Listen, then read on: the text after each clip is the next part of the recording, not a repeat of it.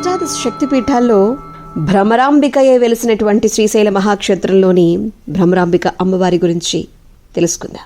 స్థల పురాణం అంటుంది, పూర్వం అరుణాసురుడు అనేటువంటి రాక్షసుడు ఈ ప్రపంచాన్ని పరిపాలించేవాడుట.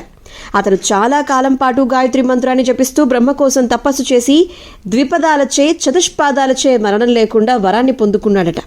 వరం ప్రభావంతో భయపడిపోయినటువంటి దేవతలందరూ కూడా ఆదిశక్తిని ప్రార్థించగా అమ్మవారు ప్రత్యక్షమై అరుణాసురుడు తన భక్తుడని, గాయత్రి మంత్రం జపిస్తున్నంత వరకు కూడా అతనిని ఎవ్వరూ ఏమీ చెయ్యలేరని చెప్పారట.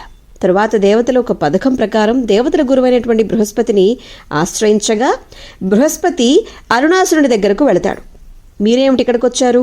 దేవతల గురువైనటువంటి బృహస్పతి గారు రావటం ఆశ్చర్యాన్ని కలిగిస్తుంది అని చెప్పి అరుణాసురుడు చెప్పగా, ఇందులో ఆశ్చర్యపోవటానికి ఏముంది?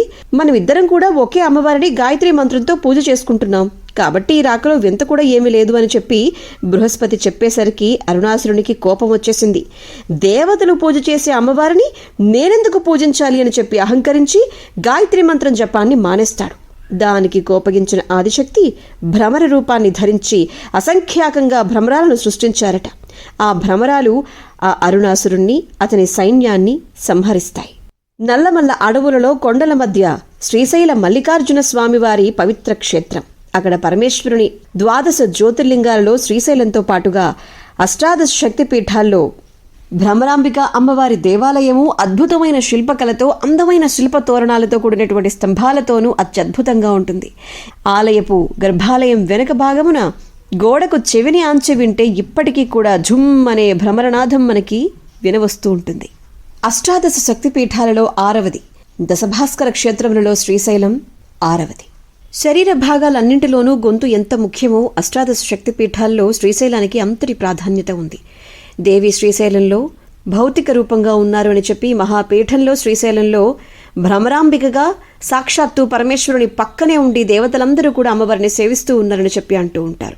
భ్రమరాంబికా దేవి రూపంలో 3 లోకాలను అనేక రకాలుగా కాపాడుతూ ఉన్నామని చెప్పి సాక్షాత్తు పరమేశ్వరుడే పార్వతీదేవికి చెప్పారట. వేదాల తల్లి అని చెప్పి పిలువబడేటువంటి ఆమె ప్రపంచాన్ని రక్షించడానికి ఆమె ఈ మందిరంలో ఉన్నారని, భ్రమరాంబికాదేవి దివ్య రూపంలో ఉండి ప్రజలందరికీ కూడా దీర్ఘాయువు, విజయం, ఆరోగ్యం, శ్రేయస్సు కోరుకునే భక్తులకు వరాలను ప్రసాదిస్తున్నారు భ్రమరాంబికాదేవి అని చెప్పి పరమేశ్వరుడు చెప్పడం జరిగింది. అనారోగ్యాలను, అకాల మరణాలను నాశనం చేస్తారట. శుభాలను, అదృష్టాన్ని, ఆనందాన్ని ఇస్తారట. సకల వరాలకు దేవతగా భ్రమరాంబికాదేవి కొలువై ఉన్నారు అని చెప్పి పెద్దల మాట.